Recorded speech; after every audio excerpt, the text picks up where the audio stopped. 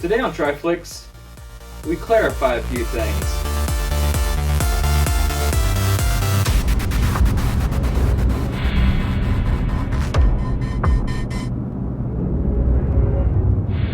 What is up, guys? So today I made a boo-boo, and I finished recording everything, but I forgot to do the intro. So everything's already up, and we're finishing editing right now, but we gotta record the intro. There's my name. We're answering questions. Let's go. Tristan, over the last few episodes, you've been talking a lot about booms. Could you explain what the difference is between a boom arm and a boom pole? So a boom is just short for a boom mic, and the technique of holding a boom mic includes various pieces of equipment, such as the boom pole. And the boom pole is just an extendable pole that holds the mic, making it a boom mic. And the person that would hold it is usually pretty talented. They'll hold it over an actor, or also known as the talent. And by doing this, you pick up all of their vocals. The only thing is you gotta make sure you hold it up out of the shot so it's not picked up in the picture. Now the other piece of equipment is the boom arm, and the difference between the boom pole and the boom arm is the boom pole is held by someone and the boom arm is simply held by a tripod or a various other piece of equipment that is able to mount it. You counterweight the other end with a sandbag, and this will relieve tension on someone's arm, and you no longer have the need for someone necessarily extremely talented to hold it or extremely strong to hold it for long periods of time. You just need someone skilled enough to maneuver it, and because it is counterweighted, it is very simple to use.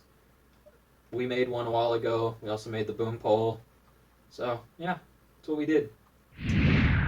You're hot. When do you find time between school and your job to create and edit your videos?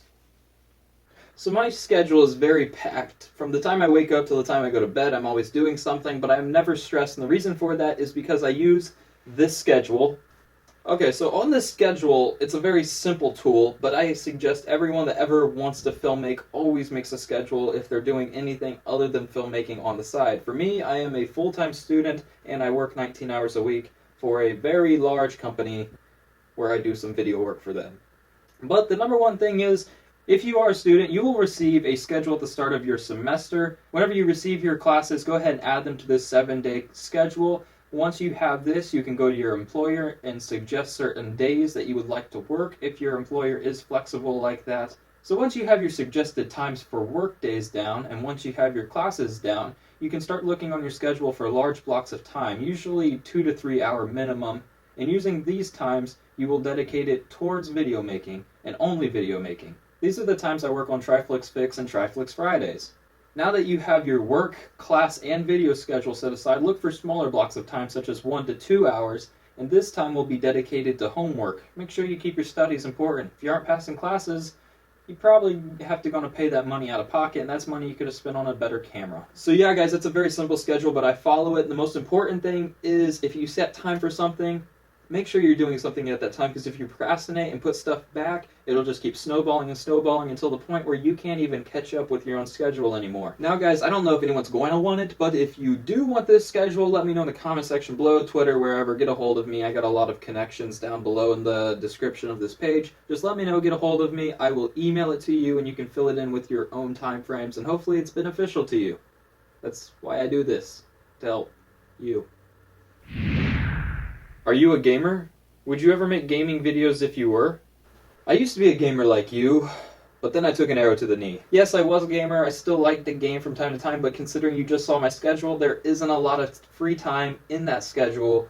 Chances are, if you follow it, you won't have a lot of free time anymore. But I still game from time to time, and I very much so love it. Video games heavily influence all the videos I make, but if time allowed, I would love to work on gaming videos in the future. Maybe even set up a separate channel for it. I don't know. We'll see. Are there any YouTube channels that you learned from that you'd be willing to recommend to us as filmmakers? There are many channels that I am subscribed to that help me in video making specifically, and because of that, I want to help them out by helping them grow. So of course, I would be more than happy to advise them to you, but because there are so many, I'm not going to remember them all off the top of my head. So I'm just going to read them off my screen and then pop them up. Let's go. So in no specific order, Space Cherry Films is number one. They are a music video company where I learn a lot about music videos and the pacing of them, as well as how to cut, what type of frame changes I should use.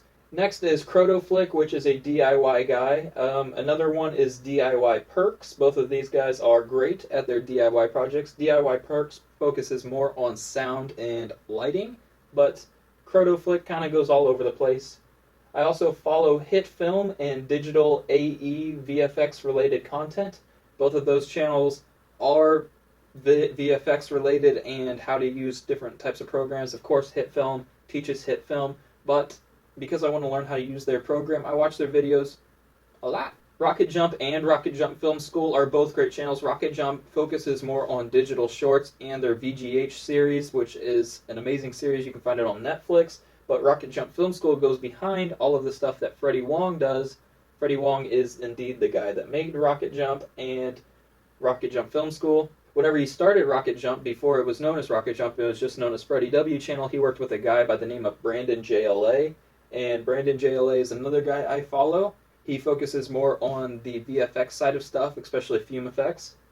So Crispy Media and So Crispy Media 2 are two channels that teach a lot about VFX, and they're actually taught by two guys even younger than me. And they are amazing, and I highly recommend you check them out if you want to know anything about VFX. They are pretty darn good. And then second to last, we have Corridor Digital and Sam and Nico. Sam and Nico's channel is about tips and tricks, and Sam and Nico are the owners of Corridor Digital, where they teach many VFX, many video tips, and make a lot of great shorts. And guys, I would be a complete idiot if I forgot to mention probably the most influential channel to my work, and probably the reason I even started this series, Film Riot, where Ryan Conley and his brother and various other family members help him make the most amazing shorts, the most amazing DIY projects. He's influenced me heavily.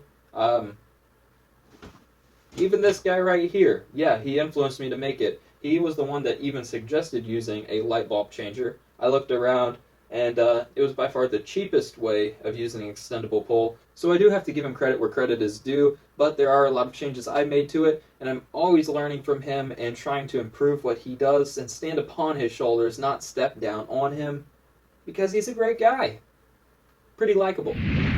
What section of the film industry do you want to make your living off of? I don't see why I have to be kept down to one industry. If I had to pick one, I would probably say if short films paid, I would do short films, but music videos pay very well, so I wouldn't mind doing music videos.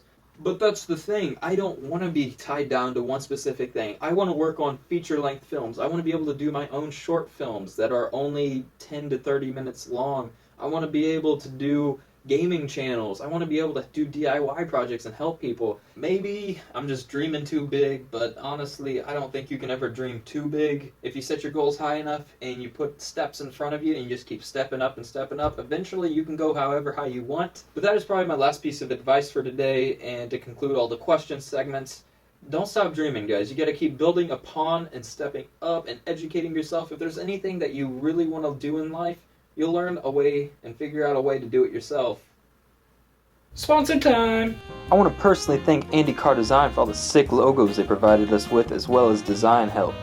Carr Design, best design on this side of the Mississippi.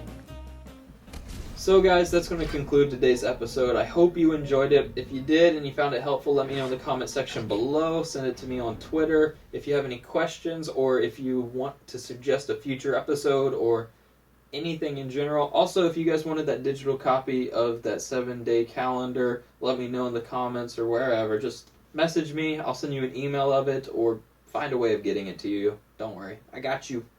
I guess the only thing left is tell you guys don't stop working hard and point. And then the whooshy, and then a thumbs up.